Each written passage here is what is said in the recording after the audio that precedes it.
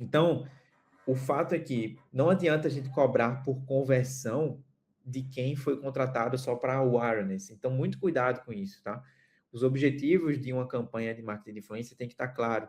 Se você está contratando alguém que tem um volume de seguidores maior, e aí eu estou falando de algo de um influenciador que tem aí no mínimo 200, 300, 400 mil seguidores para cima, não espere vir um alto volume de vendas dele, porque normalmente, quando ele tem um público muito amplo, a possibilidade de, de não ter muita venda é alta. E o fato é que a gente está mais preocupado quando a gente faz parceria com grandes nomes, com o alcance, com o volume de pessoas que conhecem a marca. Mas quando a gente faz a parceria com pessoas que têm micro e nano, né, como a gente chama, micro e nano influenciadores, normalmente a gente consegue um volume de vendas mais assertivo e mais direcionado ao nosso público-alvo. Caso que isso vai de caso a caso, tá? Porque esse é o grande ponto que eu quero trazer aqui. Tamanho não é documento. Para a maioria das pessoas, a lógica era muito simples do marketing de influência. Se eu fizer uma parceria com alguém que tem mais de 1 milhão de seguidores, eu sei que eu vou vender muito. Só que não é a verdade. Mais de 60% também das campanhas acontecem com nano e micro creators.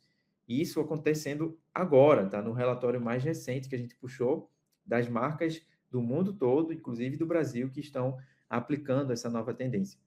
O fato é que a gente já está entendendo agora que a preocupação com o engajamento é mais importante, um engajamento real e que seja de fato, que gere essa conexão com a audiência, ele é mais importante do que ter milhões de seguidores que não vão ter fit com a marca.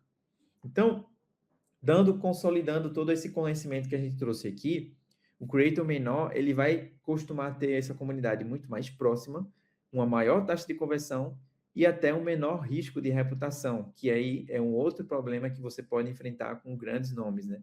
Eles já vão ter feito tantas parcerias com tantas marcas diferentes que às vezes você nem sabe se ele já tem uma parceria com alguma bet, com alguma coisa que pode gerar algum tipo de risco para a reputação da sua marca. Então, isso é um outro ponto que gera vantagem a gente olhar mais para esse ambiente de micro e nanos influenciadores.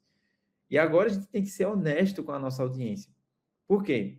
Quantas horas algum de vocês aí que está assistindo esse webinar agora, quantas horas algum de vocês já passou, ou a equipe de vocês, né, já perdeu rolando o feed para achar, pelo menos achar o nome de alguém bom, ou ficar pesquisando lá, né, por hashtag, ou por arroba, enfim, por conteúdos que trouxessem de alguma forma alguém interessante. Hoje o mercado ele está bagunçadíssimo nesse caos operacional que a gente costuma dizer de como é gerenciar influenciadores, porque você precisa procurar DM no Instagram e fazer um monte de contato para conseguir fechar com.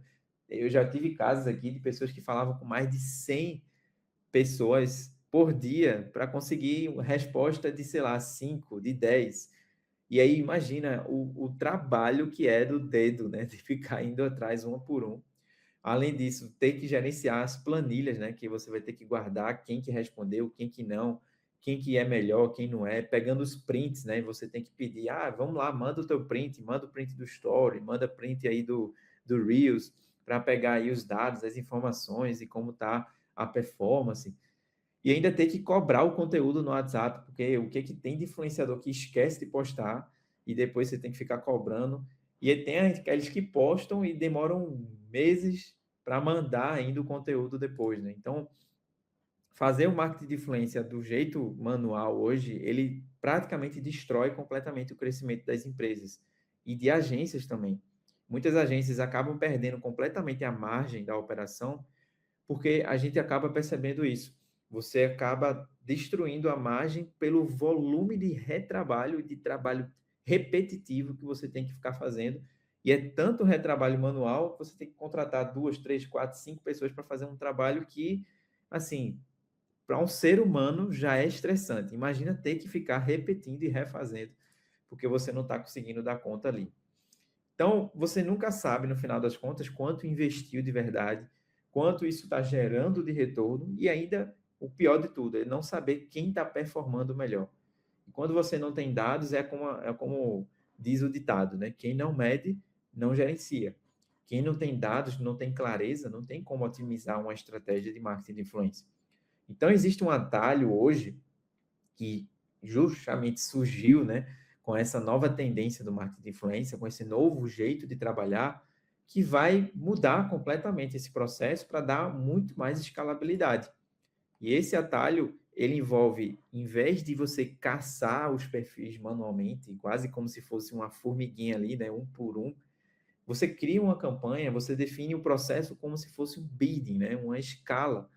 Você gera um link público dessa campanha e distribui esse link para as pessoas que você acha que são interessantes. E isso divulga também na sua própria base. Vou dar um exemplo aqui para vocês bem simples de como isso pode ser facilmente feito. Então, você pode literalmente criar um briefing da sua campanha, gera um link público para esse briefing e pega esse link e divulga nos stories, divulga numa base orgânica, que são pessoas que já conhecem a sua marca. Então, qual é a melhor quantidade, qual é a melhor pessoa para fazer uma parceria com a sua marca? É alguém que nunca ouviu falar de você? É alguém que nunca ouviu falar da sua empresa e que nem conhece o seu produto, nem sabe para onde vai? Ou é alguém que, no mínimo, já teve um contato com a marca, já usou o seu produto, ou de alguma forma ó, já acompanha você ali continuamente? Obviamente, a maneira mais lógica é a segunda opção, né? A pessoa que já minimamente conhece você. E quando você atrai essas pessoas, divulgando para elas essa oportunidade de parceria, eles entram, eles têm a possibilidade de já passar por uma auditoria automática e você já atrai quem já tem interesse e já valida a audiência em processo. Então, imagina você eliminar a necessidade de pegar prints manualmente do pessoal. Imagina um mundo onde você já recebe o pessoal interessado de maneira automática e ainda consegue fazer essa triagem, validando o público e a audiência deles, reduzindo o tempo e o risco da parceria dar errado. Isso é o que a gente chama de Buzz Creators. Buzz Creators é justamente uma ferramenta que veio junto com o volume de influenciadores que veio crescendo no marketing de influência e que veio junto com a demanda dos clientes da própria Buzz Monitor. E dentro do Buzz Creators, você consegue literalmente evitar a necessidade desse trabalho manual absurdo que hoje acontece. Todo o gerenciamento das campanhas, do alcance, dos cliques, acontece totalmente dentro da plataforma. Você não precisa ficar correndo atrás dos influenciadores para pedir resultados. Os contratos também acabam sendo completamente centralizados, porque a ferramenta, quando o Creator entra, ele faz o social login. Esse social login é o que a gente chama de autorização de maneira oficial perante as redes sociais e que ele dá para a gente monitorar os resultados. Então, isso fica centralizado, os pagamentos ficam organizados e você para de trabalhar justamente no processo manual. Então, passa a investir com o processo de maneira muito mais previsível e o ROI, né, que é o que a gente comentou desde o início, ele deixa de ser uma promessa ou uma chance de dar certo, ele vira algo muito mais factível, uma realidade. E é para isso que eu trouxe hoje nossos convidados especiais. Chegou o grande momento deles entrarem aqui. E eu vou convidar aqui os nossos amigos Rafael Pilar e o Murilo Lima, os dois nossos parceiros aqui, convidados especiais da Polishop, e que vão estar trazendo aqui um material super maravilhoso aqui, atualizado, sobre como eles estão fazendo isso lá na operação em tempo real da Polishop. Rafa, Murilo, sejam muito bem-vindos. É uma honra ter vocês por aqui. Tamo junto. Bom dia, Bruno. Primeiro, obrigado pelo convite e pela riqueza do conteúdo que você trouxe. Eu acho que quem está atento aí teve uma mini aulinha desse universo de influenciadores digitais e que realmente traz o cenário concreto do que isso tem de potencial para as marcas, né? O que de fato o marketing de influência pode entregar com bastante maturidade, né? A gente que já atua dentro desse mercado com mais tempo, a gente percebe que a gente já passou por algumas fases, ainda é um mercado novo para a grande maioria das marcas, mas eu acho que a gente já andou algumas casinhas, né? Eu acho que tem algumas casas que elas são importantes e eu acho que todo mundo que está aqui precisa ter essa clareza, né, de como o mercado evoluiu e como o mercado pode entregar resultado concreto. E a gente vem falar muito de venda, né, de performance. Aqui, só me apresentando rapidamente, né, eu sou Head de Marketing da PreShop, eu estou numa jornada de mais de 10 anos aqui dentro da companhia, onde liderei toda a transformação digital e também construção de vários novos negócios aqui dentro da companhia nesses 10 anos.